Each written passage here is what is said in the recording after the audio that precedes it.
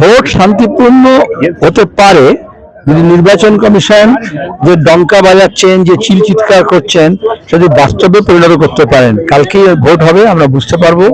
এই যে এত বাহিনী, এত সব গল্প, কিন্তু তার তো বিশ্বাসযোগ্যতা হারিয়ে গেছে। এসআইআর প্রশ্নে আমরা দেখেছি যে ইসিআই নিরপেক্ষভাবে একটা ভোটার তালিকা তৈরি করতে পারে না, সে নিরপেক্ষভাবে ভোট পরিচালনা করবে এ ব্যাপারে অনেক সন্দেহ আছে। কিন্তু আবার সুযোগ আছে একটা সাংবিধানিক প্রতিষ্ঠানের টু রিডিম ইটস প্রেস্টিজ। আমাদের ইলেকশন কমিশনারের যে সম্মান এবং মর্যাদা আছে সাংবিধানিক, সেটাকে তারা ফেরত নিতে পারেন। আগামীকাল সেটা পরীক্ষা হবে যে ভোটটা কতটা সুষ্ঠু, অবাধ এবং নিরপেক্ষভাবে এবং শান্তিপূর্ণভাবে হচ্ছে।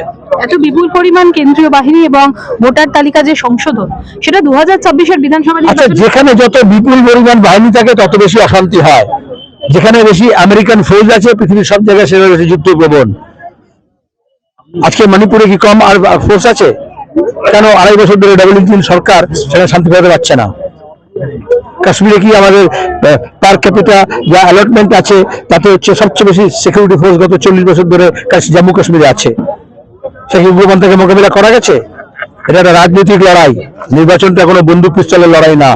গত বিধানসভা নির্বাচনে শীতলকুচিতে কেন্দ্রীয় বাহিনী না রাজ্য বাহিনী গুলি করেছিল, 6 জন মারা গিয়েছিল। আজ পর্যন্ত কেন্দ্র বা রাজ্য সরকার তদন্ত করে বার করলো যে কে দোষী, কে মারলো, কে খুন হলো, কেন খুন হলো।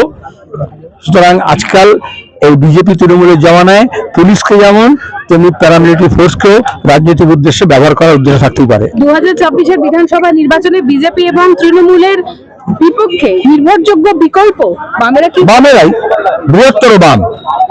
আজকে বাংলার পুনরুত্থানের জন্য বামপন্থার পুনর্জাগরণ দরকার, সেটাই হচ্ছে। তাই দেখে বিজেপি এবং তৃণমূল ঘাবড়াচ্ছে। যত বেশি বামপন্থীরা মাথা তুলে দাঁড়াবে, যত বেশি আমাদের মিছিল আরো বেশি দীর্ঘায়িত হবে, তত বেশি দেখবে বিজেপি এবং তৃণমূল কাছাকাছি চলে আসবে। আমি এবার ভোটার লিস্ট তৃণমূলের তালিকা থেকে বলতে পারি যে কোন 44 জন RSS এর প্রার্থী আছে, তার মধ্যে যাদবপুর আছে।